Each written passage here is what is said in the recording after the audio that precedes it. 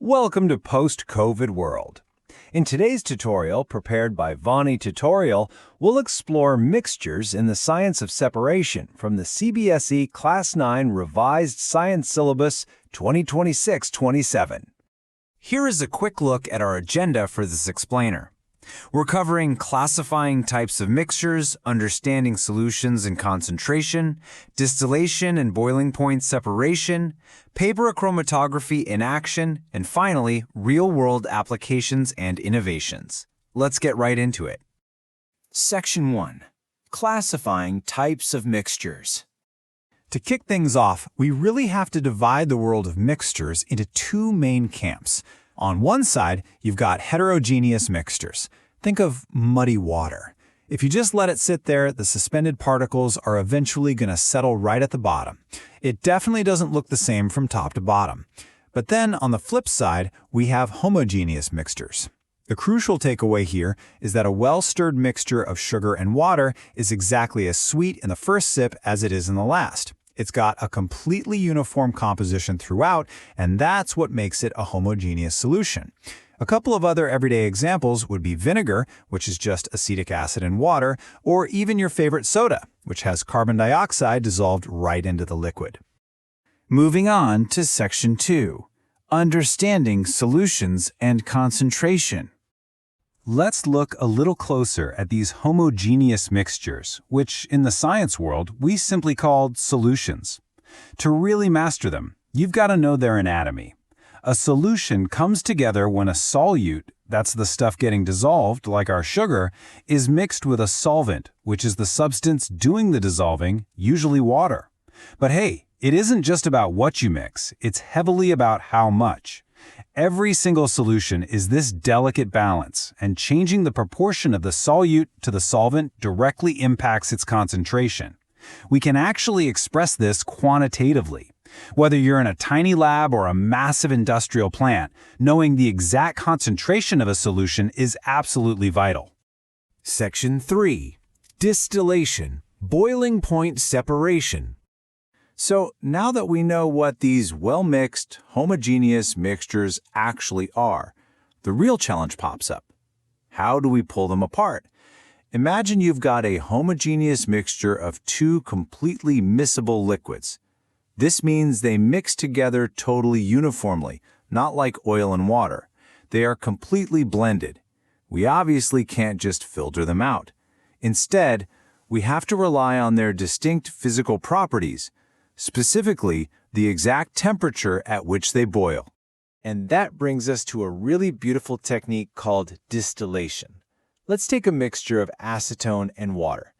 Because their boiling points differ by more than 25 degrees, acetone boils at a relatively low 56 degrees Celsius, while water boils at a flat 100 degrees, we can separate them pretty easily.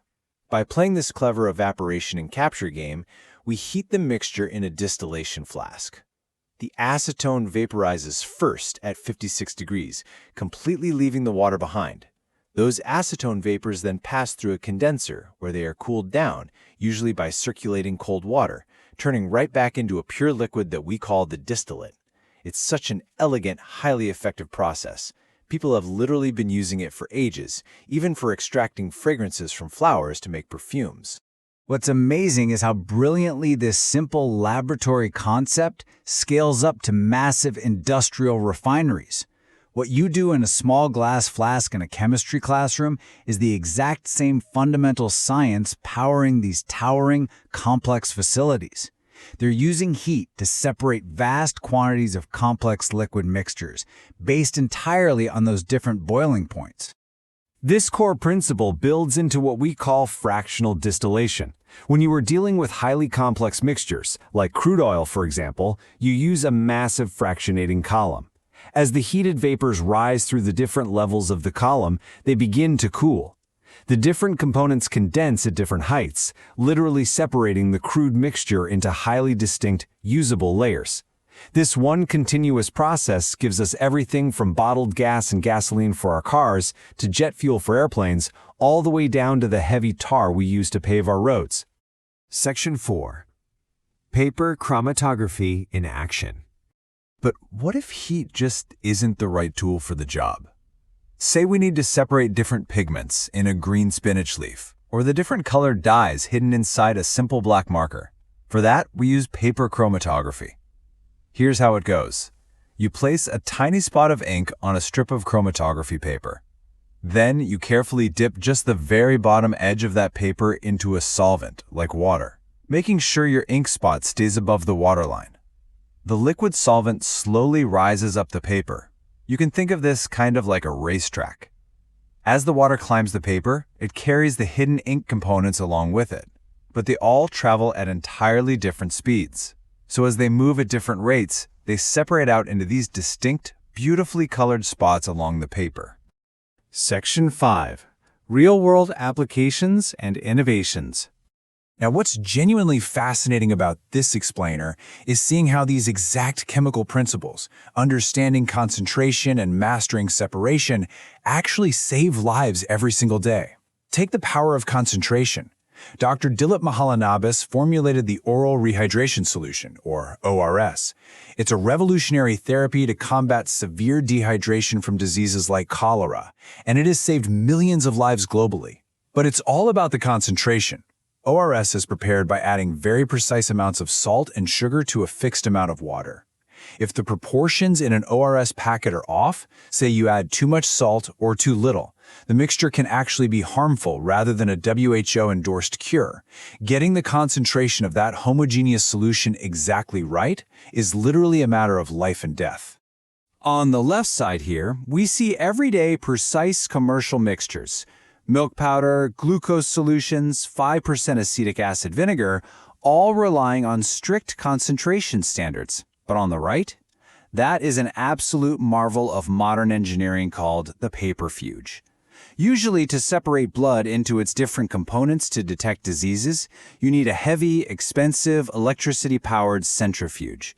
But by applying ideas from a common spinning string toy, scientists developed this hand-powered paperfuge. It's made of just a simple cardboard disc, some string and tape, and it separates heavier blood components from lighter ones at incredibly high speeds without a single watt of electricity. This completely simple separation device allows doctors to detect diseases like malaria and anemia in the most remote areas of the world. It really makes you step back and marvel at the science. Understanding the microscopic interactions of simple mixtures, how solutes dissolve, how liquids boil, how pigments travel, truly leads to massive macroscopic impacts on human health and global industry. As we wrap up this explainer, I want to leave you with something to think about. The paperfuge was inspired by a simple children's toy, yet it separates blood and saves lives. As you look at the world around you, consider how the fundamental science of separation might just be hiding right in plain sight. What simple, everyday interaction might inspire the next great, zero-cost, life-saving scientific instrument? Keep observing, keep questioning, and I'll catch you in the next tutorial.